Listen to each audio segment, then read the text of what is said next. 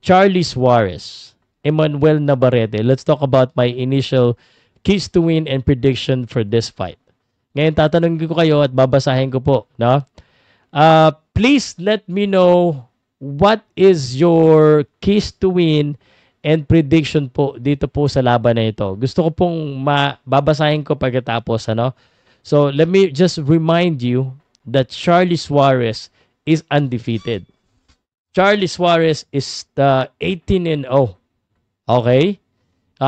He fought Castañeda, Coria, and Johan Vasquez against with Top Rank. And those are all impressive wins, especially yung last panalo niya. And then samantala itong si Oscar Valdez. Si Emmanuel Navarrete, tinalo po si Oscar Valdez in his last fight, last 2024, December. Okay?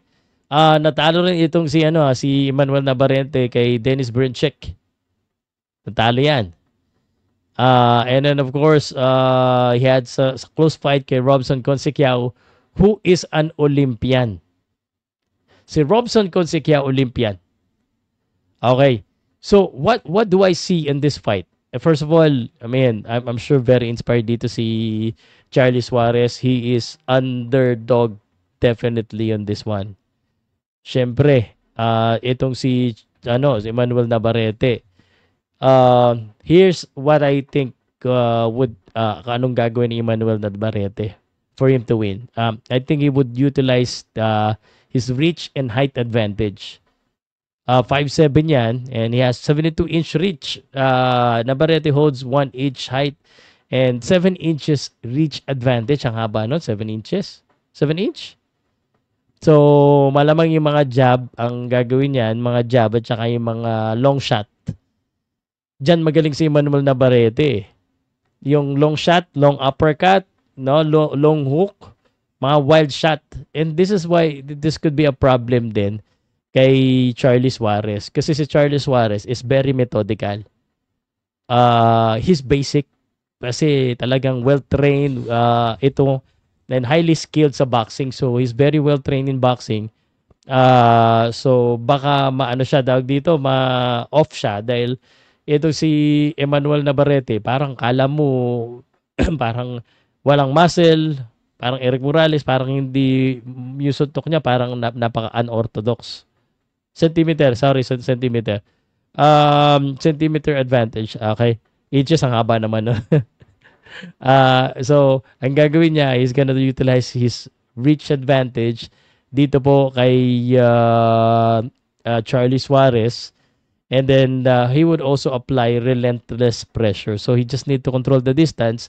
And yung high volume of punches ni ni Emmanuel Navarrete will be certainly a key here.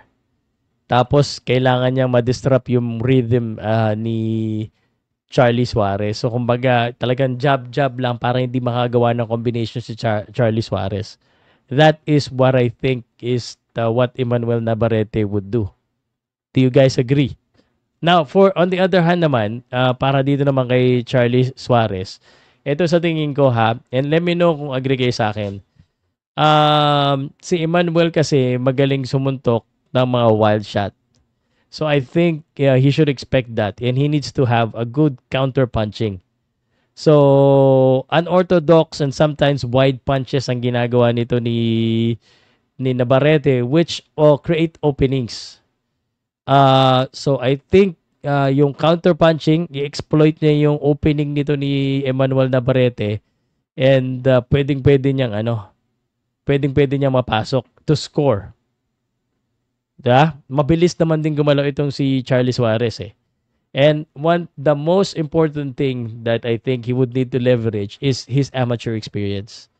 Even if he has 18 wins, he has extensive background, no, in being a technical boxer. So he has superior technical and IQ. So siguradong babasahin niya or kaya niyang basahin itong si Emmanuel Navarrete. So my prediction for this, if it all comes to the end, sa tingin ko lang Navarrete has a lot more professional experience. He has the power, he has the physical advantage, and he is definitely the favorite. However, Suarez undefeated. And has technical prowess. I mean, so he's a formidable challenger. And siguradong may danger, may kaba din dito. Nevertheless though, yung experience ni Emmanuel Navarrete in this high level stake would probably give him the advantage. So Charlie has to be perfect in countering. He has to have good stamina at kailangan din niya matibay kasi imposible hindi matamaan ng suntok itong si Charlie Suarez. I think depende sa gagawin nila dito. May chance to umabot sa decision for Charlie Suarez. But Emmanuel Navarrete should go for a knockout. That's how I see